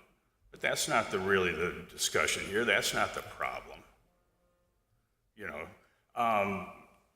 God bless the Baptist church, but if you stand in the Baptist parking lot and you look at this guy's location, unless he sticks a whopping big sign out there, nobody at that church will ever know that that liquor store is there. Nobody. You can't see it. You look right there, and it's when there's M-Fresh, we had a hard time finding M-Fresh because you didn't know. If you didn't know exactly where it was, you never find it.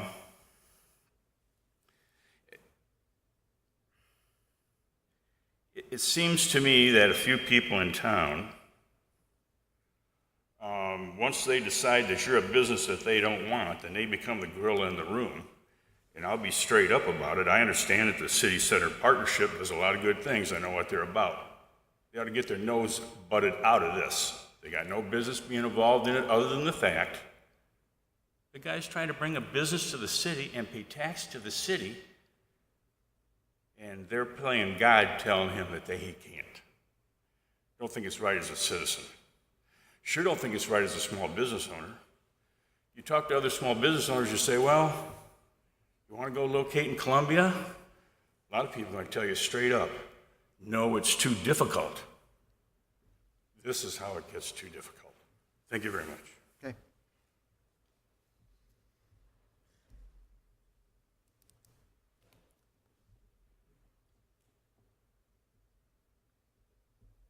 Is there anyone else? Mr. Chairman, if I may, just wanted to, since it came up earlier about price points and potentially items sold in the store, I'd just like to caution the board against possibly considering the arbitrary nature of coming up with a dollar amount for what you would have a cutoff for, what you serve in a store. If it's permitted under state law, it's permitted under state law, and let's kind of throw that out for the record. It would be difficult. I'm sorry, Brian, I can't understand what you're saying. You're saying that if we were to try to restrict the price paying, it would be not permitted under state law? I don't know that to be the case. I know that if you came up with an arbitrary number or said you couldn't serve liters, but you could, or pints, or you could serve, pocket shots, it gets into some area that we probably, again, just want to caution the board of it's a slippery slope and it sets precedent for potentially other cases. And as far as the state law and preemption, generally speaking, we defer to state law when it comes to liquor sales. I would definitely agree to that, but I can promise you that he ain't going to get a license, a special exception, unless he has some kind of restriction on low-cost alcohol sales. So what you're saying is we need to be careful about having some kind of legal challenge that comes to us? There's always that chance if you come up with, Which I'm not worried about, but I'm just curious.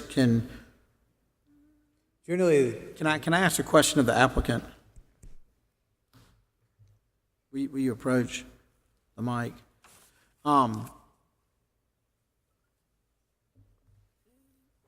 Can a city board limit what you can and can't sell, whether it's by a price point or by the size of a bottle? Are you familiar? And you might not know this. This is more of a legal question, and I don't think you're an attorney, but I'm just asking, do you have any knowledge? I've never heard of such a thing, but, You'd indicated that you might be open to it, but so I would, listen, and I know people might have their doubts, but, I'm a man of integrity. I'm a second lieutenant in the State Guard. I'm a licensed private investigator through the state.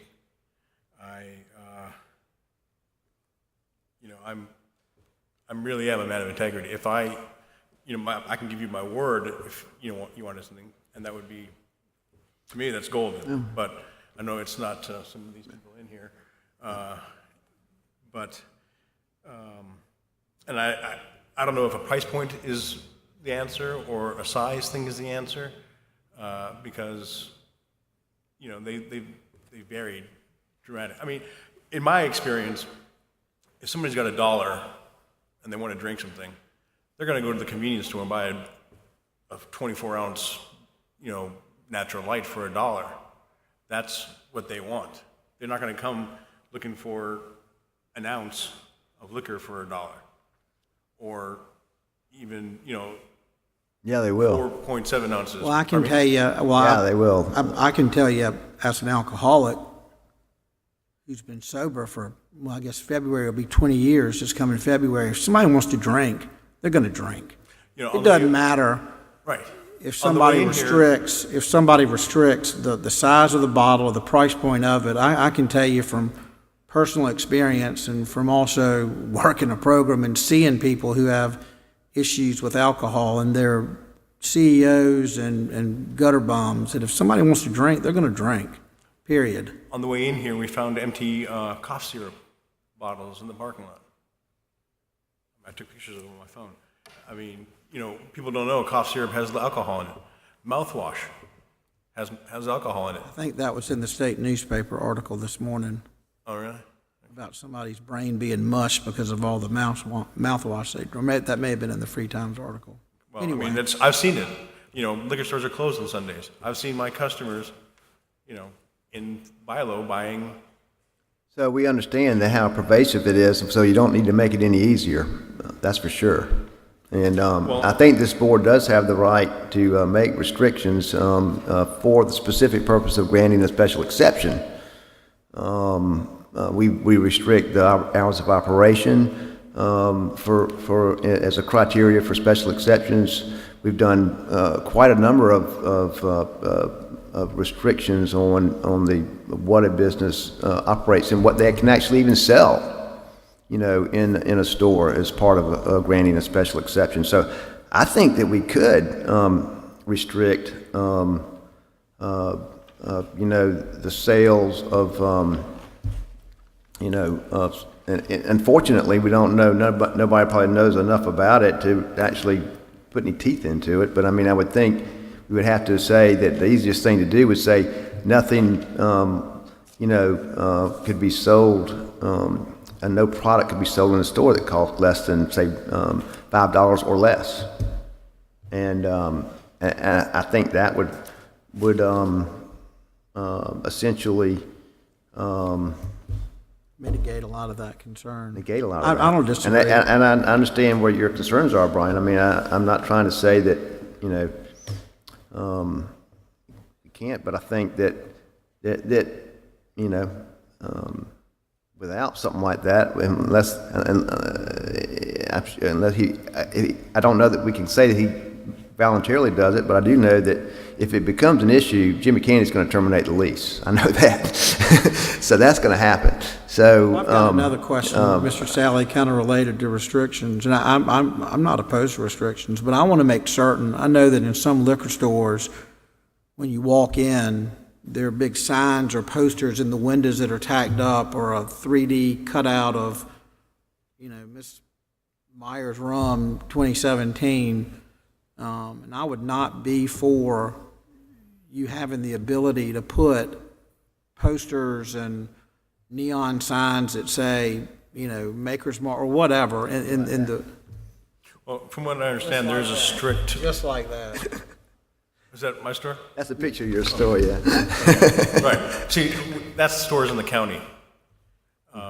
We adhere to, the sign policies where we're at. I have a store in West Columbia, and they have a fairly strict policy. I'll be candid with you. I'm not opposed to you going in, but I do think that we have a duty, and it comes under the public good. Brian, is there a signage? Can he put things in the window under the ordinance, I mean, can he put, Chuck, flip that around. It can't look like that. Can't really see it that well, but there are sign restrictions based on number of signs and square footage, and it's specific to the district that it's in. So any signage that would go in that building would be the same signage that could go next door or across the street. We can be more restrictive if we choose to, and to prohibit him from. What we do in West Columbia is we have signs similar to that, but we have them 1.5 feet along the bottom of the window. Which Would we you be, probably wouldn't do that would strict. you be opposed if we had a restriction that said that if you got an approval that restricted you from having any signage that's specific to product? I mean, again, I don't want to get on some slippery slope, but you know, I don't think it's appropriate for this site for you to be able to stick a big Budweiser neon sign and say, well, it's, you see what I'm saying? Right, well, we don't use neon lights. We would have an open sign, which could be LED, backed, plastic backed. They won't be selling. And then, maybe 3 red dots along the top so that people Right. know where we are. Right. And we'd have the hours of operation next to the door. And I'm trying to pull up a picture of actually our,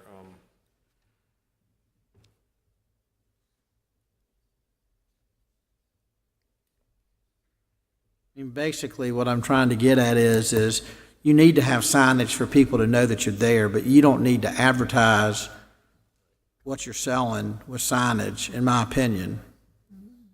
I agree. Okay, thank you.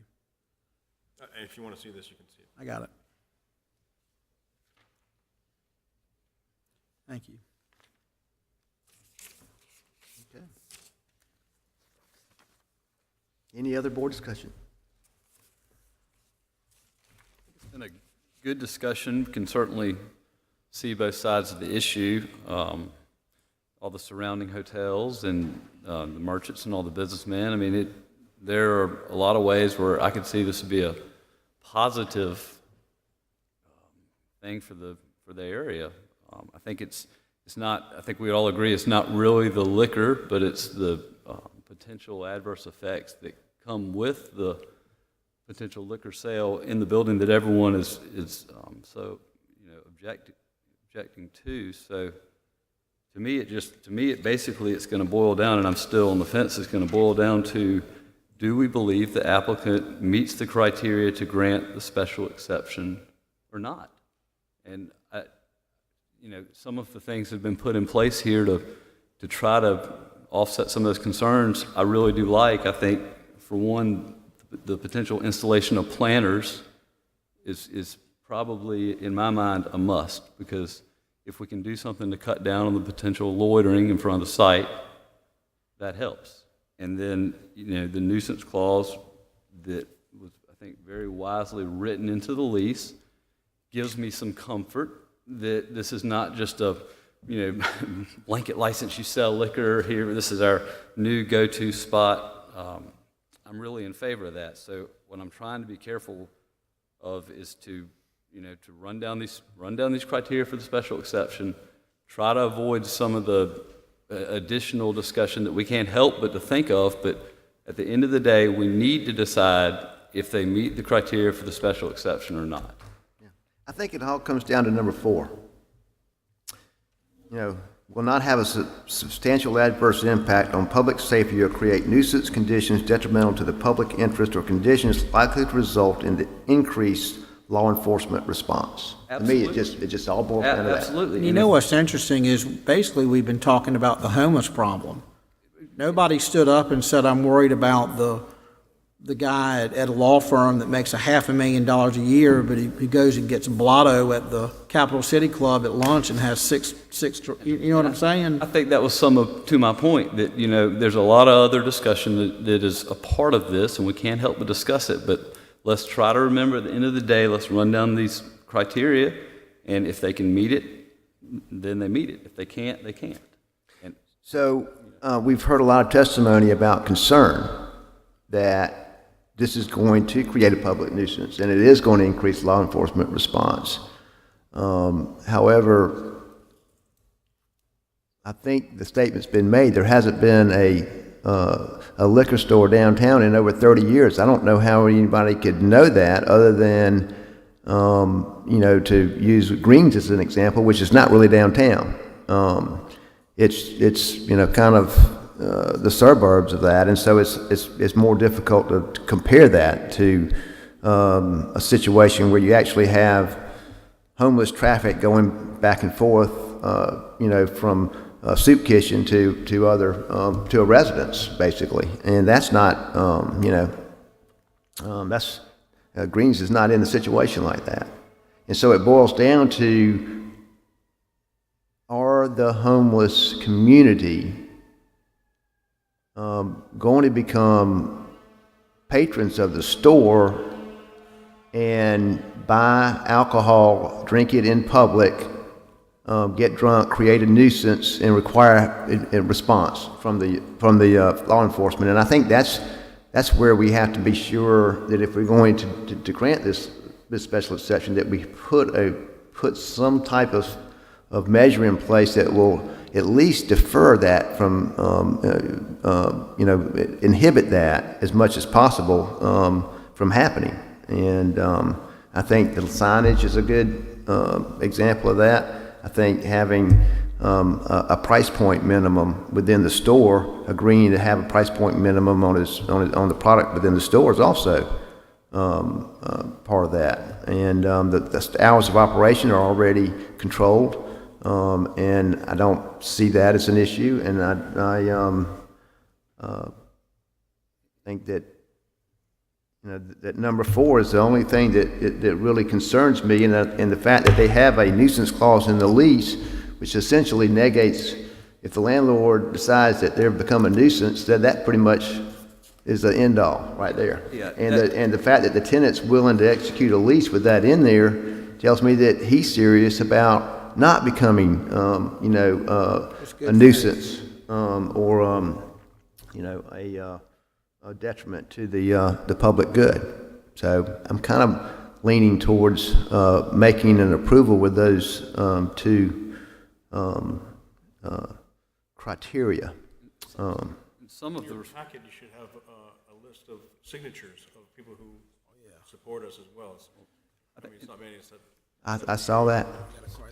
Certainly, some of the responsibility here is going to lie with the building owner himself. I wish he was here today. I think the fact that we have the nuisance clause written into the lease, that really gives me a lot of comfort. But some of this is, we're going to have to rely on the building owner to make sure, if the special exception is granted, and that if any terms of the special exception are violated, that this business would be shut down immediately. Well, I've got a confidence, Gene. I didn't realize that I love the Secretary of State's office because you can see who PC Partnership LLC is. But as Chuck stated, I know the owner well, and he is somebody of the highest caliber of character. So I based on knowing the owner, I'm going to probably have dinner with him tonight. And I didn't realize that this was his until I looked it up to see what it was. But I have every confidence that.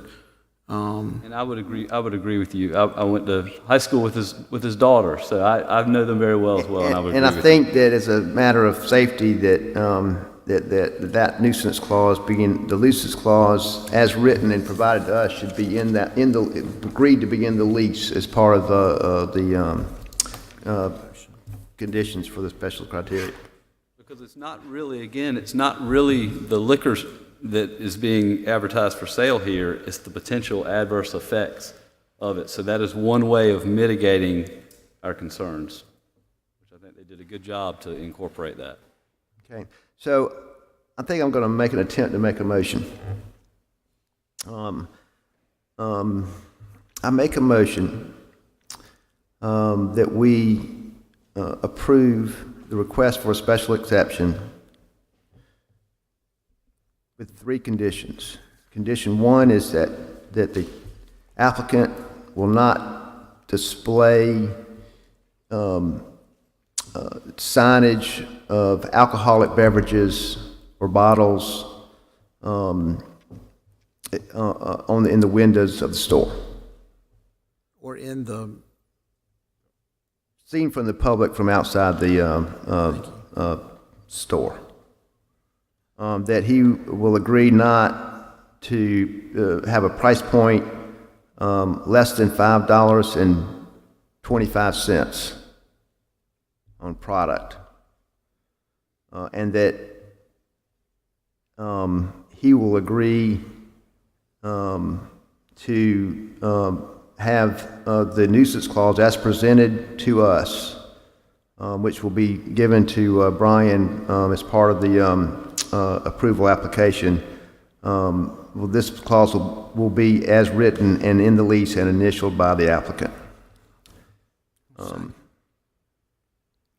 Chairman, just for clarity purposes, if I may ask a clarification. On the number one, the window, any window decals at all, or anything that can be seen from the exterior? That shows pertains to any kind of product that he's selling. alcoholic beverages, bottles or drinks or something, anything like that. So if I have somebody in a bikini stuck to the window with a Bacardi shirt? Don't have any problem with that.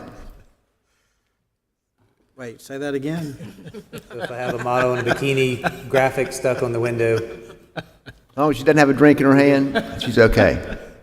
No, I'm against that.